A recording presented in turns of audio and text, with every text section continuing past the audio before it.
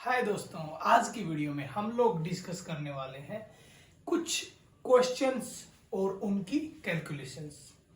हमने इससे पिछली वाली क्लास में शुरू किया था कि रेशियोज कैसे कैलकुलेट किए जाते हैं जब कोई पार्टनर आता है।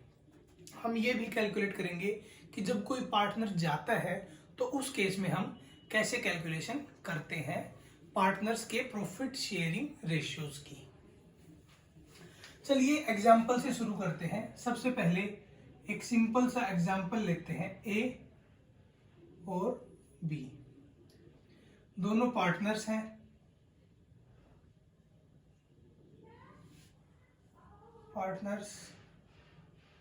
इनका profit sharing ratio PSR, profit sharing ratio है 2:3।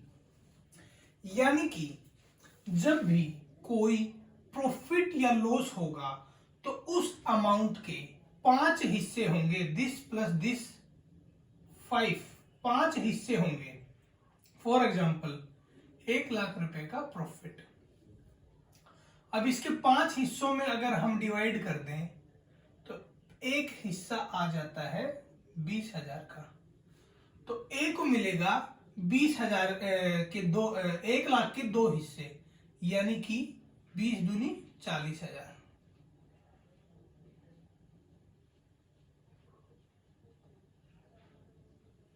वहीं पर बी को मिलेंगे 3 हिस्से यानी 60,000। 20 गुना 3 हिस्से। ये तो हो गया पार्टनर्स का प्रॉफिट शेयरिंग रेशियो जब हमें रेशियोज दिया हुआ है प्रॉपर कैलकुलेटेड।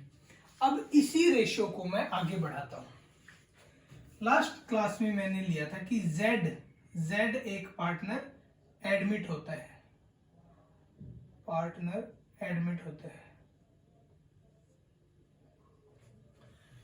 वो टोटल प्रॉफिट और लॉस का 1/3 पार्टनर आया है। तो पूरी फर्म का प्रॉफिट शेयरिंग रेशियो, या फिर अगर रेशियो की बात करूं तो वो होता है 1 होता है पूरी फर्म का 1, और उसका 1/3 Z जो पार्टनर है वो पूरी फर्म का 1/3 लेने आया है। तो 1 का 1/3 ले गया Z, तो पीछे बचा कितना? 2/3 बचा। 2/3 बचा। अब इस 2/3 की बात करें तो ये 2/3 डिवाइड कर लेंगे ए और बी। ये वाली बात हमने पिछली क्लास में डिस्कस कर ली थी।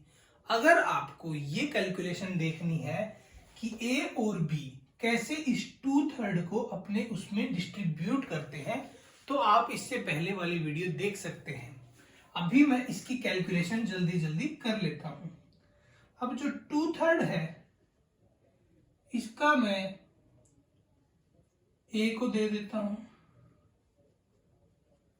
बी को दे देता हूं, और जो अपना Z है A B Z 1/3।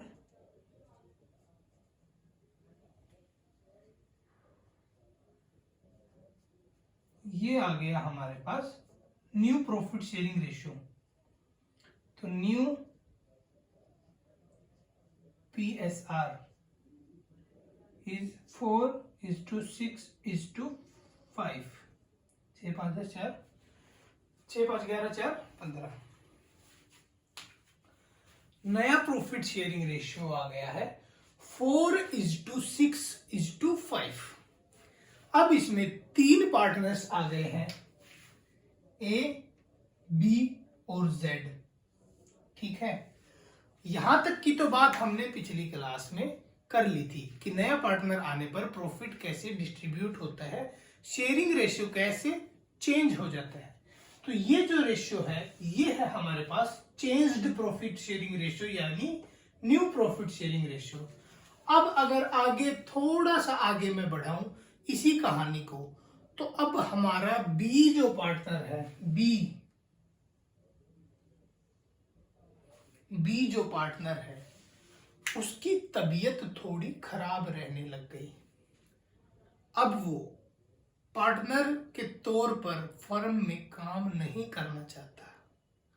वो चाहता है कि वो कहीं हिल स्टेशन पे जाके अपने कमाए हुए पैसे से आराम की जिंदगी जिए और अच्छे वातावरण का मजा ले। तो अब बी जाना चाहता है,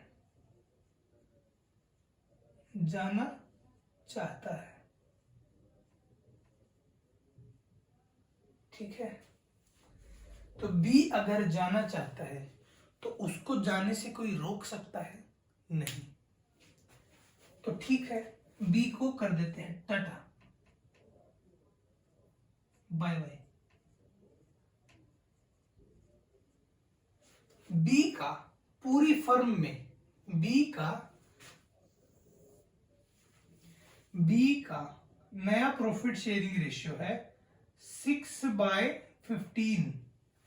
6/15 पूरी फर्म में बी का प्रॉफिट शेयरिंग रेशियो है 6/15। तो इसके जाने के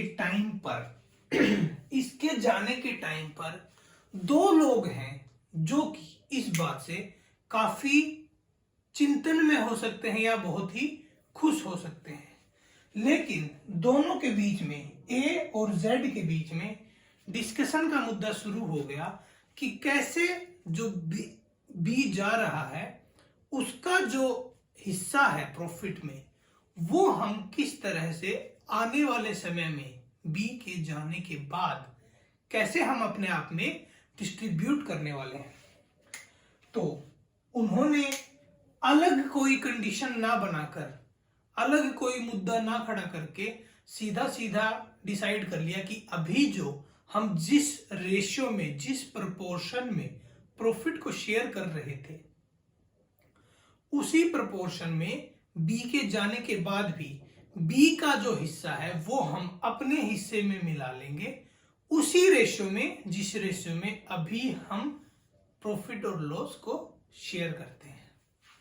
तो आइए देखते हैं ए और जेड कैसे 6/15 को अपने प्रॉफिट में ऐड करते हैं। 6/15 ए और जेड का रेशियो बच जाता है 4 और 5 का। 4 और 5 का रेशियो है ए और जेड का। तो जो 6/15 है वो इसको 4/4:5 में डिस्ट्रीब्यूट कर लेंगे। तो सबसे पहले मैं डिस्ट्रीब्यूट करता हूं ए वाले रेशियो को। 6/15 तो है बी का रेशियो, इसमें से 4/9, इन दोनों का सम 9, ये ए का, ये जेड का। 4/9 इस रेशियो के अगर 9 हिस्से किए जाएं, 9 से डिवाइड किया जाए और उसको उस हिस्सों में से चौथा हिस्सा ले जाएगा ए, तो ये आ गया 24 डिवाइड बाय, और तो ये थोड़ा छोटा किया जा सकता था यार, 3 दूनी 6, 3 तिये 9, 8/45। जेड का 6/15 तो रेशियो था बी का, और अगर उसको 9 हिस्सों में डिवाइड किया जाए तो उसके बाद जेड के पास था 5वां हिस्सा, तो वही इसमें भी 3 3 9 10 45 ये डिस्ट्रीब्यूट होकर आ गया है। ये ऐड हो जाएगा किसमें? ये ऐड हो जाएगा ए और जेड के रेशियो में। अब हम ए और जेड का नया रेशियो कैलकुलेट करने वाले हैं। तो सिंपल सी बात है, ए और जेड का बी के जाने से पहले क्या रेशियो था? बी के जाने से पहले रेशियो था 4/15 और 5/15। उसके बाद बी के रेशियो में से उनको मिला है इतना इतना हिस्सा। तो अगर मैं ए के रेशियो में, ये तो उसको मिला है, ये उसके पास ऑलरेडी था, क्या? 4/15। अब इन दोनों को अगर मैं कैलकुलेट करूं, 45 एलसीएम ले लो, उसके बाद में 8 + 12 20/45। वहीं पर z के लिए, z के पास मिला इतना, था इतना, कितना? 5/15, 45, यहां पर 10, यहां पर 15, ये आ जाएगा 25/45। तो a और z का रेशियो आ गया 20:25, या फिर और शॉर्ट कर दे तो 5 चौका 20, 5 25, 4:5। जो एग्जिस्टिंग रेशियो था वही रेशियो उनका रहा है बी के जाने के बाद भी। तो ये थी कैलकुलेशन, सिंपल सी। हमने एक ही क्वेश्चन के अंदर कैलकुलेट कर लिया कि कैसे कोई पार्टनर आता है, उसका शेयरिंग रेशियो कैलकुलेट होता है और new profit sharing ratio calculate किया जाता है। वहीं पर अगर कोई पुराना पार्टनर फर्म छोड़कर जाता है तो उसके दौरान हमको नए पार्टनर्स में कैसे प्रॉफिट शेयरिंग रेशियो कैलकुलेट करना है। तो आई होप ये वीडियो आपके लिए काफी हेल्पफुल रहा होगा। आने वाले वीडियोस में मैं कोशिश करूंगा कि और भी ज्यादा इंफॉर्मेटिव वीडियो बनाने की कोशिश करूं। Thanks a lot, bye bye.